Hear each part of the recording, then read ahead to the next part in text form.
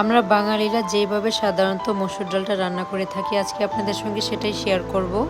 গরমের দিন কিন্তু বিলম্বু দিয়ে এই টক ডালটা রান্না করলে খুবই ভালো লাগে খেতে। আপনারা চাইলে কিন্তু সেম পদ্ধতিতে আম দিয়ে টক ডালটাও রান্না করতে পারবেন, শুধু টমেটো আর বেলুনপুরটা স্কিপ করে দিলেই হবে। আবার চাইলে কাঁচা তেঁতুল দিয়েও রান্না করতে পারবেন, আবার চাইলে কাঁচা জলপাই দিয়েও রান্না করতে পারবেন। আর কেউ যদি চান টক ডালটা রান্না না করে এমনিতেই নর্মালভাবে ডাল রান্না করবেন মসুর ডাল, তাহলে কিন্তু শুধু টমেটো দিয়েই রান্না করতে পারবেন।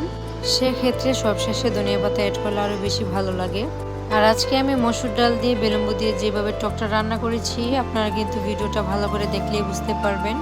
আমি আজকে আর আপনাদের সঙ্গে বলে শেয়ার করলাম না যে আমি কি কি দিয়ে রান্না করেছি বা কিভাবে রান্না করেছি। আপনারা ফুল ভিডিওটা একটু মনোযোগ দিয়ে দেখলেই বুঝতে পারবেন, অনেক সহজ পদ্ধতিতে রান্না করেছি।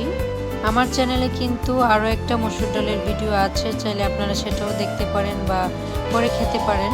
ওই রেসিপিটাতে আমি মসুর ডালের সঙ্গে সবগুলো উপকরণ মিক্স করে মাখানো একটা পদ্ধতিতে রান্নাটা করেছি আর কি।